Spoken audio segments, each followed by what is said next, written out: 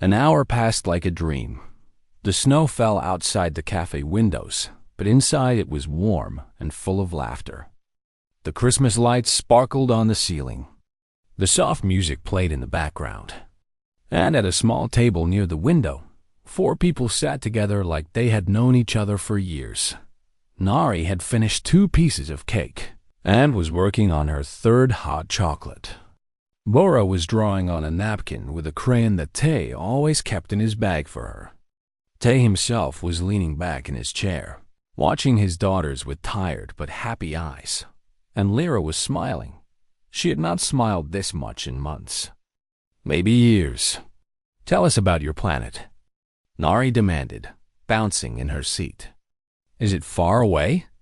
Is it pretty? Do you have Christmas there? Lyra's hands moved gracefully as she signed, and her translator spoke the words. My planet is called Velora. It is very far away. It takes 3 months to travel here by ship. It is beautiful, yes. We have tall purple mountains and rivers that glow at night. But we do not have Christmas. We do not have many celebrations at all. That is sad. Nari said, Christmas is the best. You get presents and cake and you sing songs and… Nari, Tay interrupted gently. Let her talk. Nari pouted but went quiet. Lyra continued signing. On my planet, the people communicate through sounds that humans cannot hear. They sing to each other in special frequencies. It is how they share feelings, thoughts, and stories. But I cannot hear these sounds. I was born deaf. Bora looked up from her drawing. Her eyes were full of questions. Lyra understood without needing words. She signed directly to the little girl. Yes, I am like Teacher Kim. I cannot hear anything. Not music. Not voices. Not even the wind. Bora nodded slowly. Then she signed back, her small fingers forming careful shapes. But you can see, and you can feel. That is enough. Lyra stared at the child. Her silver eyes filled with tears that she did not try to hide this time. Yes, she signed back. That is enough. Tay watched this exchange with a lump in his throat. His daughter, his quiet little Bora, had just said something wiser than most adults could manage. What happened on Velora? Tay asked softly. Why did you leave? Lyra's smile faded a little.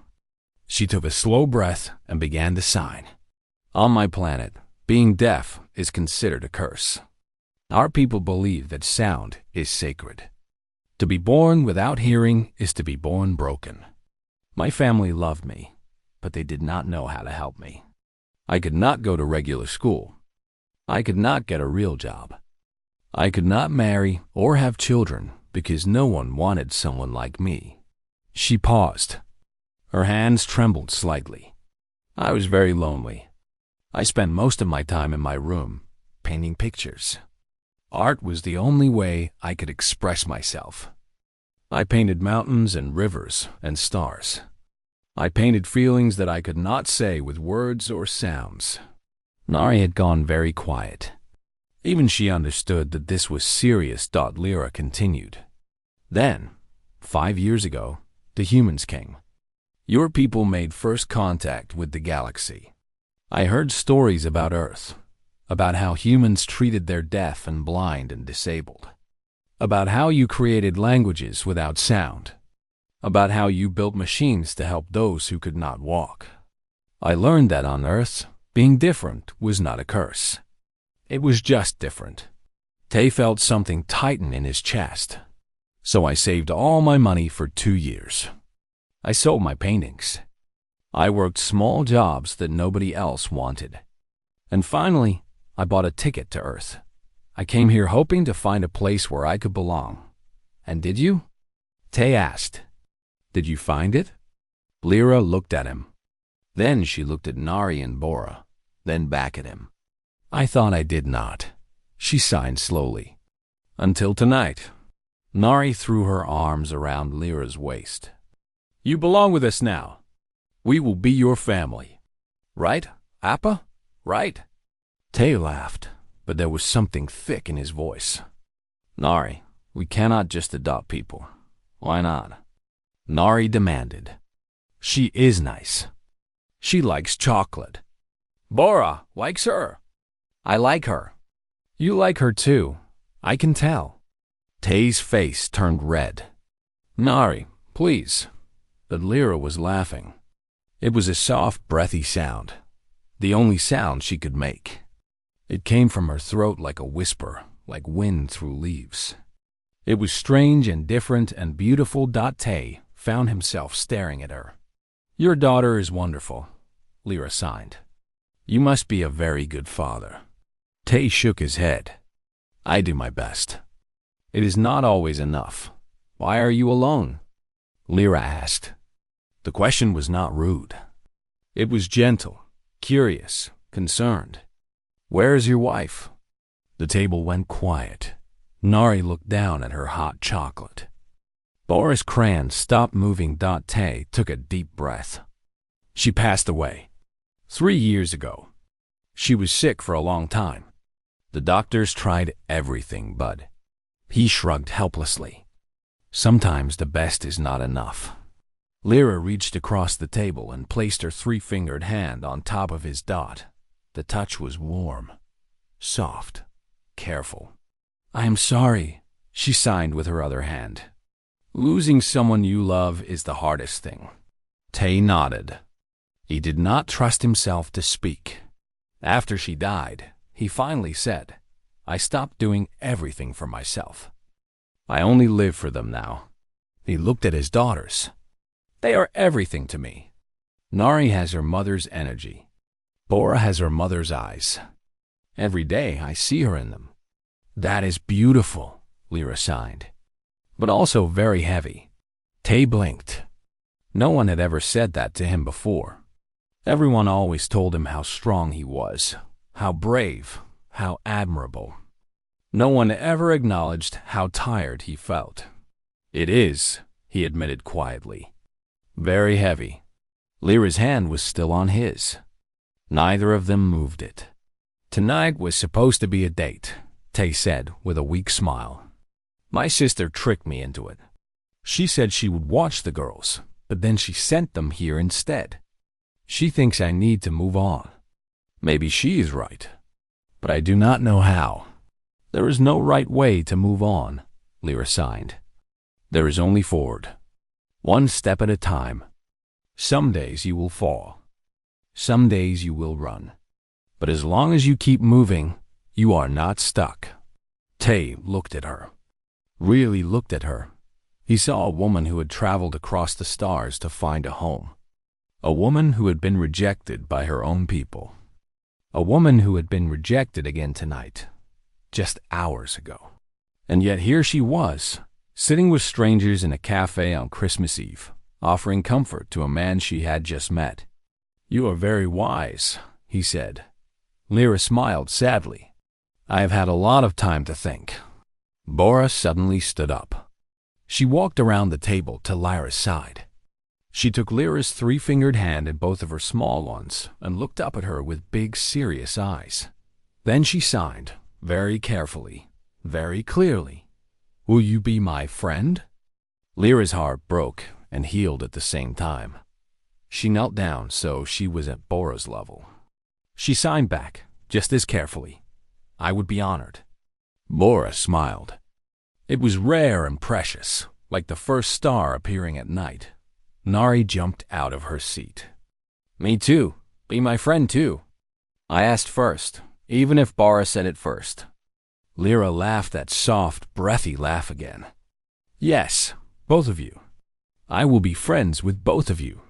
The twins cheered. Dot and Tay, watching this impossible scene unfold, felt something shift inside his chest.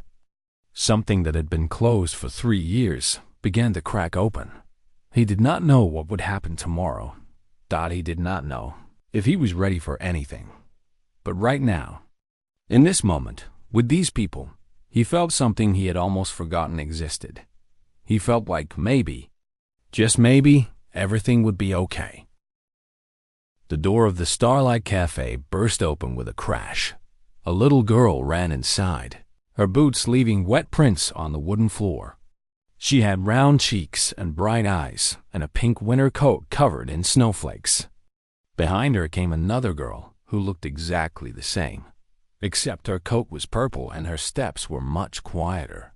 Then came their father, Wu. Tay looked like a man who had not slept in 3 days.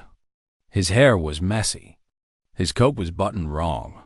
He carried a large bag over one shoulder that kept slipping down his arm. But his eyes were kind, and when he finally caught up to his daughters, he was smiling. Nari, slow down, he called out. This is a cafe, not a playground. The girl in pink turned around and grinned. But Appa, I want cake. You promised cake. Tay sighed and looked at his other daughter. Bora, help me here. Bora, the quiet twin in the purple coat, simply shrugged and walked over to a table near the window. She sat down without a word and began looking around the room with curious eyes. Tay guided Nari to join her sister. The three of them sat at a table not far from where Lyra was sitting alone. Tay did not notice the lavender-skinned alien in the corner. He was too busy trying to keep his daughters under control. Okay, he said. What kind of cake do you want? Chocolate. Nari shouted. Bora held up 2 fingers and then touched her nose. This was their special sign for strawberry. 1 chocolate and 1 strawberry, Tay repeated. And hot cocoa for both? Both girls nodded eagerly. Tay stood up and walked to the counter to order. While he waited, he pulled out his phone and sent an angry message to his sister. Han Minji had promised to babysit the twins tonight. She had been begging Tay for months to go on a date, to meet someone new, to stop spending every night alone. When he finally agreed to try a dating app, Minji offered to watch Nari and Bora so he could have a quiet evening out. But when Tay arrived at the restaurant for his date, his phone buzzed. It was a message from Minji saying she had sent the girls to meet him in a taxi. She wrote, "You need them more than you need a date. Have fun. Merry Christmas." Tay wanted to scream. His date, a woman named Yuna, was confused and then annoyed. She said she was not ready to meet children on a first date. She paid for her own coffee and left before Tay could explain. So now here he was, in a cafe on Christmas Eve, with 2 excited 6-year-olds and a heart full of frustration. But as he watched his daughters giggling at their table, some of his anger melted away. They were the most important things in his life. Everything else was just noise. He brought the cakes and cocoa back to the table. Nari immediately grabbed her chocolate cake and took a huge bite. Careful, Tay warned. You will choke. Nari tried to answer with her mouth full, but Tay just shook his head. Bora ate more slowly. She was always the careful one, the thoughtful one. She watched everything with those big, quiet eyes and said very little. But when she did speak, her words always meant something. That was when Bora noticed the alien. She tugged on her father's sleeve and pointed toward the corner. Tay looked and finally saw Lyra sitting alone.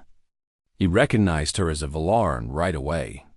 He worked as a nurse at a big hospital in Seoul, and he had treated many alien patients since first contact. He knew the Valarans by their lavender skin and silver eyes, but something about this Valaran seemed different. She looked sad. Very sad. Bora lifted her hands and made a sign. She was not very good at it yet, but she had been learning sign language at school for almost a year. Her teacher, Teacher Kim, was deaf, and she taught all her students how to communicate with their hands. The sign Bora made was simple. She pointed at Lyra and then made the shape of a tear falling down her cheek. Pretty lady, sad. Tay felt his heart squeeze a little. He looked at Lyra again and noticed the translator device around her neck. He understood now. She was deaf. Just like Teacher Kim. Before he could say anything, Nari had already jumped off her chair. Where are you going? Tay asked. To talk to her. Nari said, as if this was the most obvious thing in the world. She is alone on Christmas. That is sad. I will share my cake. Tay reached out to stop her, but Nari was too fast. She ran across the cafe and stopped right in front of Lyra's table. Lyra looked up in surprise. She saw a small human girl with chocolate on her face, holding out a fork with a piece of cake on it. "Hi!" Nari said loudly. "Why are you alone on Christmas?" "That is very sad. Do you want some cake?" "It is chocolate. Chocolate is the best." Lyra blinked. Her translator showed her the words on its small screen. For a moment, she did not know how to respond. Then she smiled. It was a real smile, the first one she had felt all night. She raised her hands and began to sign. Her translator spoke for her. "Hello. Thank you for offering. I would love some cake." Nari's eyes went wide. "Oh, you talk with your hands.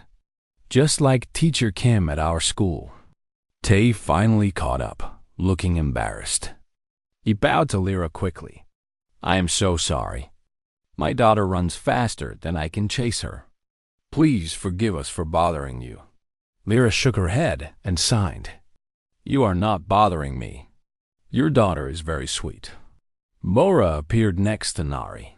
The quiet twin looked up at Lyra with something like wonder in her eyes.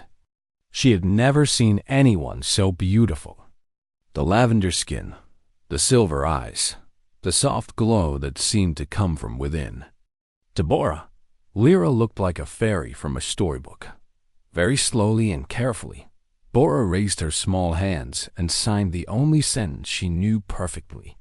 "Will you sit with us?" Lyra's eyes widened. This little human child knew sign language. This tiny girl, no older than 6 or 7, was speaking to her in a language her own people on Velora had never bothered to learn. Tears formed in Lyra's silver eyes, but she blinked them away. She signed back just as slowly, just as carefully. So the girl would understand. I would like that very much. Nari grabbed Lyra's hand without waiting for permission. "Come on, you can sit next to me.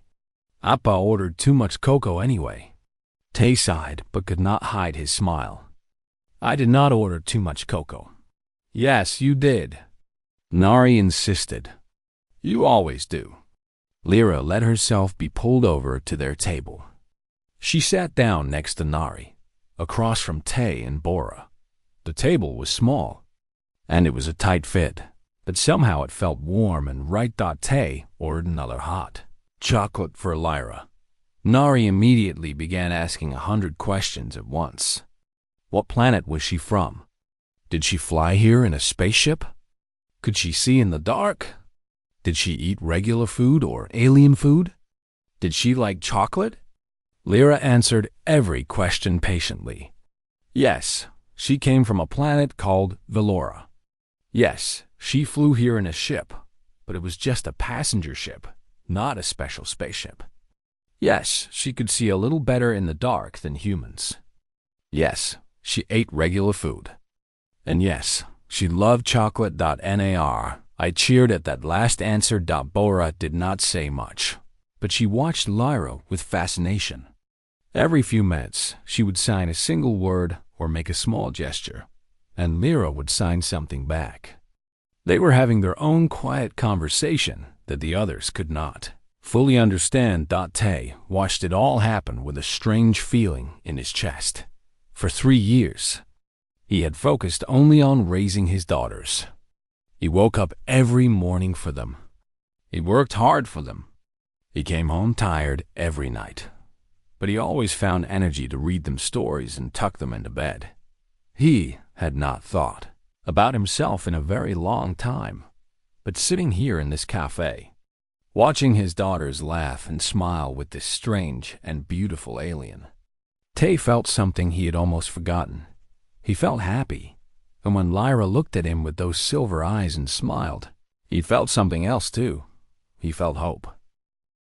The snow fell softly over Seoul on Christmas Eve. The city was alive with lights and music and laughter. Families walked together through the decorated streets. Couples held hands and smiled at each other. Children pointed at the bright displays in shop windows and tugged at their parents to look. But inside a small cafe called the Starlight, a woman sat alone at a corner table. She was not human. Her name was Lyra, and she came from a world called Valora, many light years away from Earth. Her skin was the color of pale lavender, soft and smooth like flower petals. Her eyes were large and silver, and they caught the light from the Christmas decorations like mirrors reflecting stars. She had 3 fingers on each hand instead of 5, and her ears were pointed and delicate. Lyra wore a simple blue dress that she had bought specially for tonight. Around her neck hung a small device made of silver metal. This was her translator. It turned her hand movements into spoken words, and it turned spoken words into text that appeared on a small screen for her to read. She needed this device because Lyra was deaf. On her home planet, this made her broken, worthless, an embarrassment. The Valoran people communicated through beautiful sounds that humans could not hear. They sang to each other in frequencies that traveled through the air like invisible music. Every Valoran could make these sounds and hear these sounds from the moment they were born. Every Valoran except Lyra. She was born into silence. She could not hear the songs of her family. She could not speak the words of her people. On Valora, she was treated like a ghost. Her parents loved her, but they did not know how to reach her. Her classmates ignored her. The government said she could never have a real job because she could not communicate properly. When the humans made first contact with the galaxy 5 years ago, Lyra heard stories about them. Strange creatures from a small blue planet. They had only 2 eyes and 5 fingers and such fragile bodies. But the story said something else about them too. The story said that humans were different from all the other species in the galaxy. Humans did not throw away the broken ones. Humans had people who could not see, and they gave them special tools to read with their fingers. Humans had people who could not walk, and they built machines with wheels to carry them. Humans had people who could not hear, and they created a whole language made of hand movements. When Lyra learned this, she cried for 3 days. Then she packed her things and left Valora forever. She came to Earth 2 years ago. She learned Korean Sign Language and settled in Seoul. She found work as an artist, painting pictures that told stories without any words. She was not rich, but she was free. For the first time in her life, she could talk to people. She could be understood, but she was still lonely.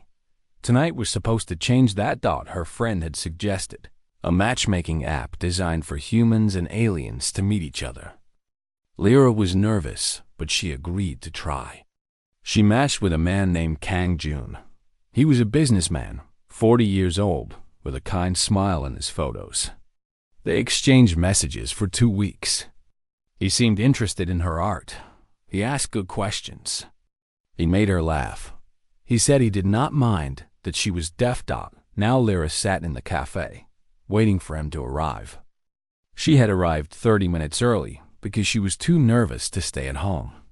She ordered a cup of hot chocolate and wrapped her 3 fingers around it to keep warm. The door opened. Lyra looked up and saw him. Kang Jun was taller than she expected. He wore an expensive black coat and carried a leather bag. He looked around the cafe until he saw her, and then he walked over. Lyra stood up and bowed politely. Her heart was beating fast. She touched her translator to make sure it was working. Kang Jun sat down across from her. He did not smile. "You are Lyra?" he asked. Her translator showed her his words on the screen. She nodded and signed back. The device spoke for her in a soft female voice. "Yes, it is nice to meet you. You look very handsome tonight." Kang Jun's expression changed. It was small, but Lyra noticed it. His eyes moved to her translator, then to her hands, then back to her face. Something in his gaze became cold. "I did not realize it would be like this," he said. Lyra felt her stomach drop. "Like what?" "The communication. It is very slow. I have to wait for the machine to speak, and then I have to wait for you to read what I say." He shifted in his seat uncomfortably. "This is not what I expected." Lyra tried to smile. "It gets easier with practice. May humans talk to me this way. We can still have a good conversation." But Kang Jun was already looking at his watch. "I think there has been a mistake. This is not going to work. The cultural differences are too great. I'm sorry for wasting your time." He reached into his wallet and placed some money on the table, enough to pay for both their drinks and more. Then he stood up. "Wait," Lyra signed desperately. "Please, give me a chance. I came very far to be here tonight." Kang Jun did not look at her. "Merry Christmas," he said flatly. Then he walked out of the cafe and disappeared into the snowy night. Lyra sat frozen in her chair. The happy chatter of other customers continued around her. Christmas music played from speakers in the ceiling. Somewhere outside, children were laughing and shouting with joy. But Lyra heard none of it. She stared at the empty chair across from her. The money Kang Jun had left sat on the table like an insult. He had paid for her like she was a service he decided not to use. Slowly, she picked up her hot chocolate and took a small sip. It had gone cold. She thought about Valora. She thought about all the times her own people had looked at her the same way Kang Jun just did. With pity, with discomfort, with the desire to be somewhere else. She thought about the stories she had heard about humans, about how they accepted everyone, about how they celebrated differences instead of hiding them. Maybe the stories were wrong. Maybe she had traveled across the stars for nothing. Lyra put down her cup and looked out the window. Snow was falling harder now. Couples walked past, holding each other close. A father carried his daughter on his shoulders, while she reached up to catch snowflakes. Lyra touched the glass with her fingertips. It was cold. She should go home. There was nothing for her here, but something made her stay. Maybe it was the warmth of the cafe. Maybe it was the soft glow of the Christmas lights. Maybe she just did not want to walk back to her empty apartment alone on Christmas Eve. So she ordered another hot chocolate and sat in her corner, watching the world go by. She did not know that her life was about to change. She did not know that two little girls were about to walk through that door. She did not know that sometimes the greatest gifts come wrapped in the smallest packages. All she knew was that she was alone, and the night was cold. And her heart felt heavier than it had in a very long time. Outside, the snow kept falling. Inside, the Christmas lights kept shining. And somewhere in the city, a tired father was trying to keep up with his twin daughters, not knowing that fate was about to bring them all together in the most unexpected way. Lyra finished her hot chocolate and stared at the empty cup. 1 more hour, she told herself.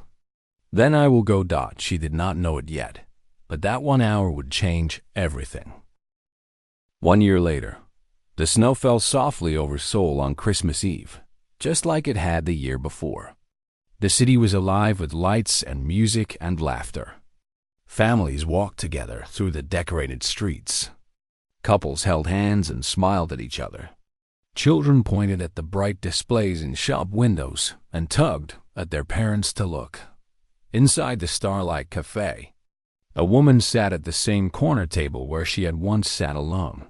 But she was not alone anymore. Lyra wore a soft green sweater that Nari had picked out for her. Her lavender skin seemed to glow warmer now, healthier, happier. Her silver eyes sparkled as she watched the two girls sitting across from her, arguing about who got the bigger piece of cake. I ordered first. Nari insisted. She was 7 now, taller and louder than ever. Her pink coat was hanging on the back of her chair, and there was chocolate on her chin. But mine has more strawberries. Laura signed back. She still preferred to sign when she was with Lyra, even though her spoken voice had grown stronger over the past year. It was their special language, their private way of talking that no one else at school could understand. Lyra laughed and signed. You are both wrong. My cake is the biggest. The twins gasped in fake outrage, and then they all laughed together. Tay returned from the counter carrying 4 cups of hot chocolate. He set them down on the table and slid into the seat next to Lyra. She leaned into him slightly. Naturally, like she had done it 1,000 times before, because she had. On her left hand, there was a simple silver ring. It was a human tradition that she had come to love. Tay wore a matching one on his own hand. They had gotten married in the spring, in a small ceremony with only family and close friends. The twins had been the flower girls. Han Minji had cried the entire time. Are you happy? Tay asked softly, leaning close to Lyra. She did not need to sign. She just nodded and kissed his cheek. The year had not been easy. There were hard days and frustrating moments. Learning to be part of a family was difficult for someone who had never had one. Lyra struggled with normal things that everyone else seemed to know. She did not know how to pack school lunches. She did not know the words to bedtime songs. She did not know how to comfort a crying child in the middle of the night. But she learned. Nari taught her how to be silly, how to play, how to laugh at mistakes instead of hiding from them. Bora taught her how to be patient, how to listen, how to find beauty in quiet moments. And Tay taught her how to love again, how to trust again, how to believe that she was worthy of happiness. In return, Lyra taught them things too. She taught the girls about the stars, about the galaxies beyond Earth, about the wonders of the universe. She taught them that being different was not something to hide. She taught them that sign language was not just for deaf people, but for anyone who wanted to connect in a deeper way. She taught Tay that it was okay to need someone, that accepting help was not weakness, that building a new family did not mean forgetting the old one. Now they sat together in the cafe, watching the snow fall outside the window. A family. Their family. The door opened, and a group of aliens walked in. There were 3 of them, all Valorans. A male, a female, and a younger one who might have been their child. They had the same lavender skin as Lyra, the same silver eyes. They were tourists, visiting Earth for the first time. The Valoran family saw Lyra immediately. Their eyes went to her translator, and they understood. They began speaking to each other in their musical frequencies, sounds that Lyra could not hear. But she could read their lips, and she could see the looks on their faces: pity, confusion, discomfort. The same look she had seen her whole life on Valora. The female Valoran walked over to their table. She spoke in the musical language first, then realized Lyra could not understand. She switched to basic Galactic Standard, which Lyra's translator could interpret. You are deaf, the female said. It was not a question. How do you survive here alone? This must be very difficult for you. Lyra smiled calmly. She signed her response, and her translator spoke.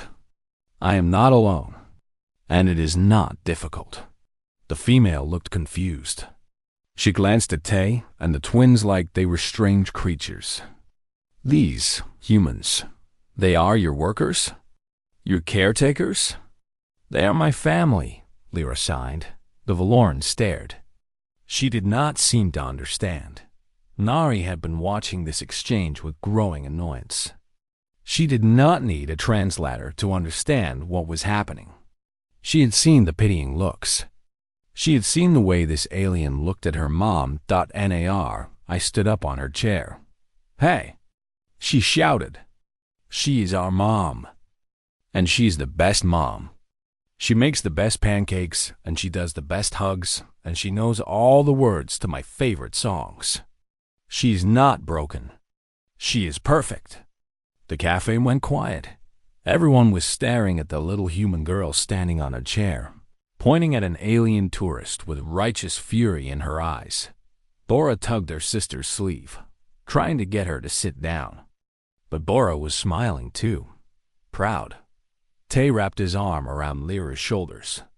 "My daughter is right," he said calmly. "Lyra is not broken. She's the strongest person I have ever met. She crossed the galaxy to find a home. She built a life on a planet that was not her own. And she became a mother to 2 children who love her more than anything." The Valoran tourists had frozen. They did not know what to say. Lyra looked at them with eyes that no longer held pain or shame. "On Valora, I was told I would never have a family. I was told no one would ever want me. I believed it for a long time." She paused. "Then I met these humans. They did not see my deafness as a curse. They saw it as part of who I am. They learned my language. They welcomed me into their home. They chose me." She reached out and took Tay's hand. Then she reached out and took Bora's hand. Nari jumped off her chair and squeezed in next to Lyra, throwing her arms around her waist. "On Valora, I was broken," Lyra sighed. "On Earth, I am whole." The Valoran tourists looked at each other. Something shifted in their expressions. The pity faded. In its place was something else.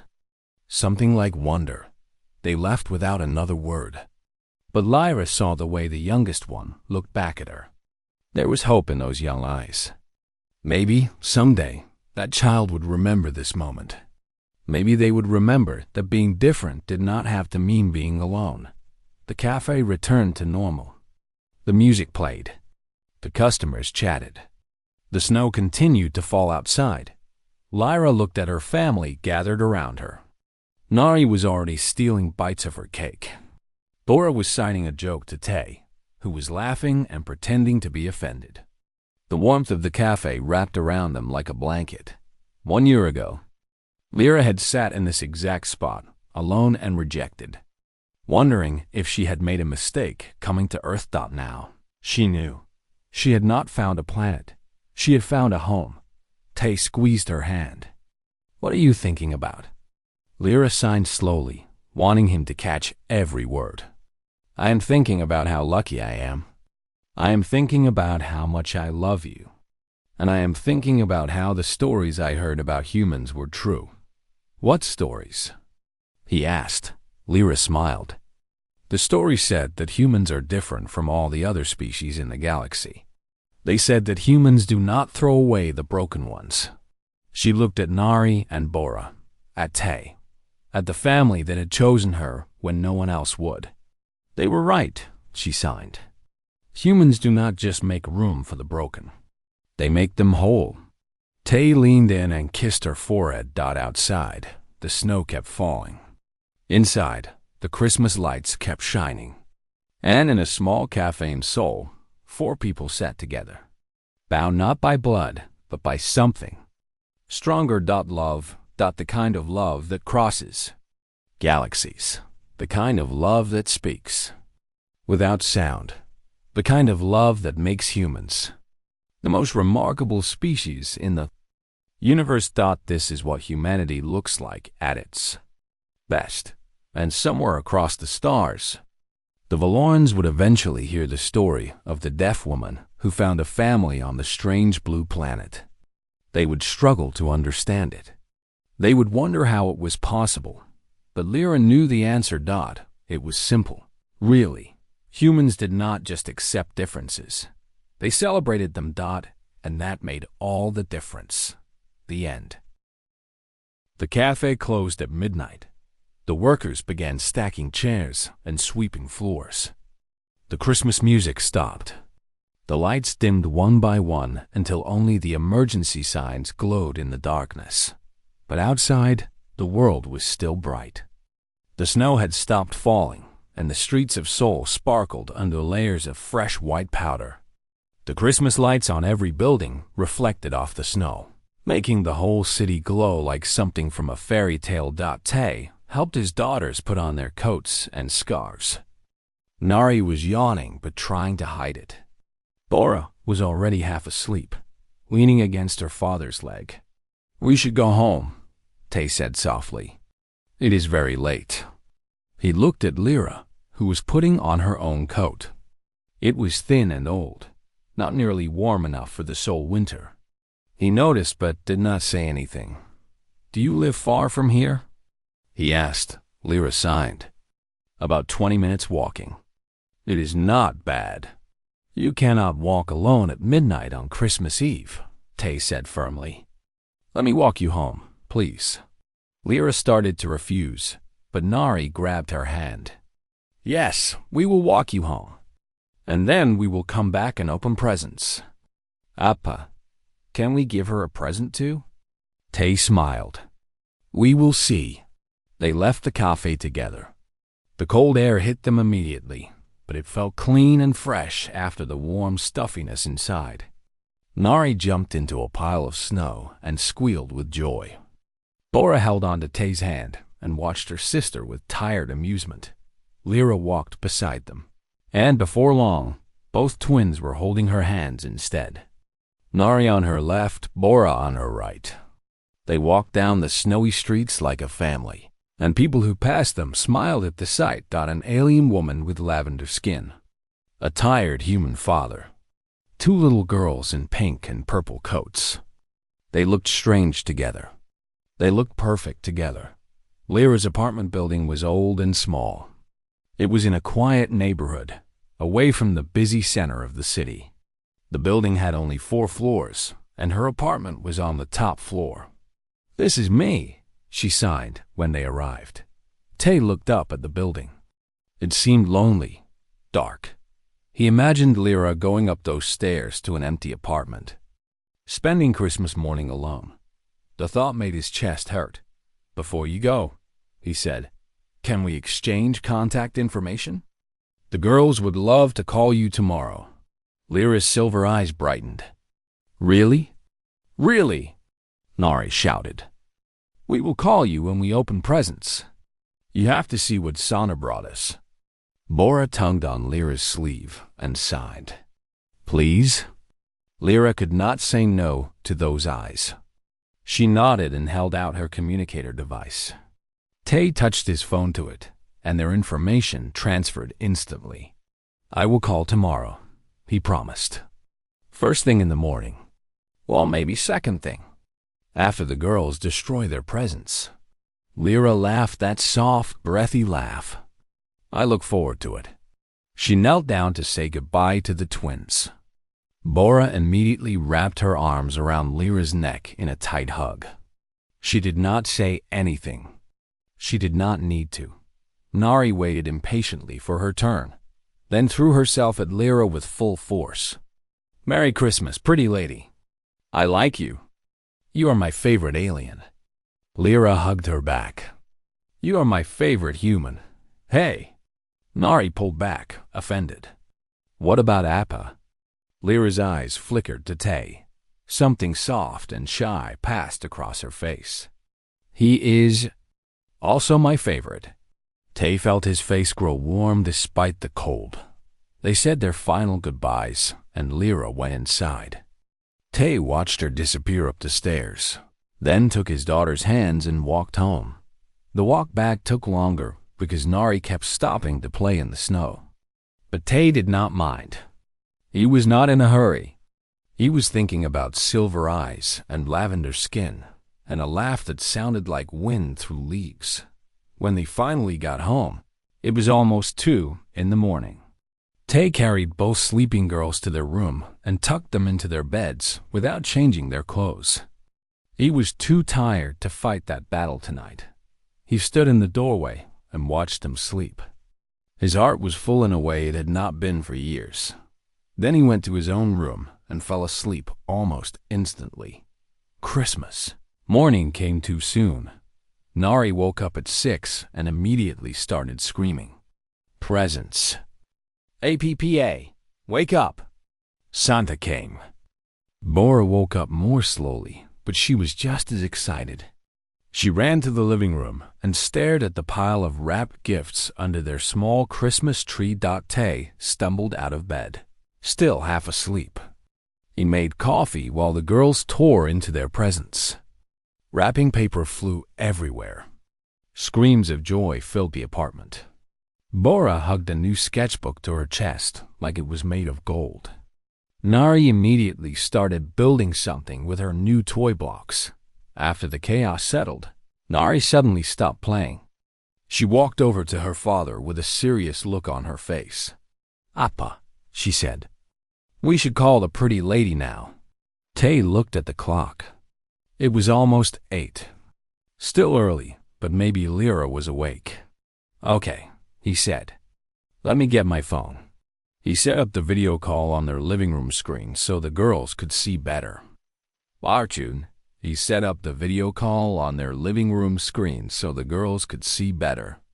The call rang once, 3 times. Then Lyra appeared. She was sitting in a small room with white walls and almost no furniture. Sunlight streamed through a window behind her, making her lavender skin glow. She was wearing a simple white sweater, and her silver eyes were still puffy from sleep. But when she saw the twins, she smiled. Nari immediately started shouting, Look what Sana brought me. It is a building set. I am going to build a castle. And Bora got a sketchbook. And Appa got a new coffee mug. Do you want to see?" Lyra could not stop smiling. She signed back, "I want to see everything." For the next 20 minutes, the twins showed Lyra every single present. They held them up to the camera. They explained what each one did. They argued about whose gift was better. Lyra watched and laughed and signed responses that made them laugh too. Tay sat in the corner, sipping his coffee, watching this impossible moment unfold. Then Nari whispered something to Bora. The quieter twin nodded. Seriously, they both turned to face the camera. They glanced at each other, took a deep breath, and began to sign together. Their movements were slow and clumsy. They had practiced this last night before bed, making each other promise not to tell Appa. They had looked up the signs on their school tablet.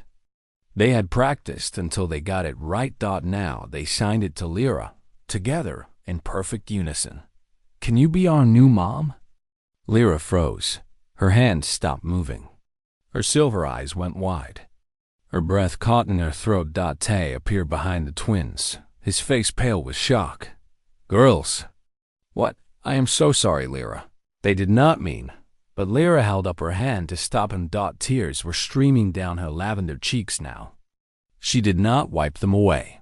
She did not try to hide them. She thought about all the years she had spent alone on Valora. She thought about all the times she had been told she would never have a family. She thought about her mother, who had cried when Lyra was born deaf. Not from sadness for Lyra, but from shame. She thought about the man named Kang Jun, who had walked out on her just last night, because talking to her was too much work. And she thought about these 2 little human girls, who had run up to her in a cafe and offered her cake, who had spoken to her in sign language without being asked, who had held her hands through snowy streets like she was someone precious. They wanted her. They actually wanted her. Slowly, carefully, Lyra raised her hands and signed back. "I do not know how to be a mom. I never had the chance to learn. But if you will teach me, I would like to try." Nari and Bora erupted into cheers. They jumped up and down and hugged each other and shouted so loudly that Tay had to tell them to calm down. But he was smiling too, smiling so wide his face hurt. After they hung up, Lyra sat in her small apartment alone. But for the first time, it did not feel empty. She clutched her translator to her chest and let herself cry. Not tears of sadness, tears of hope. Tears of something she thought she would never feel again. Belonging.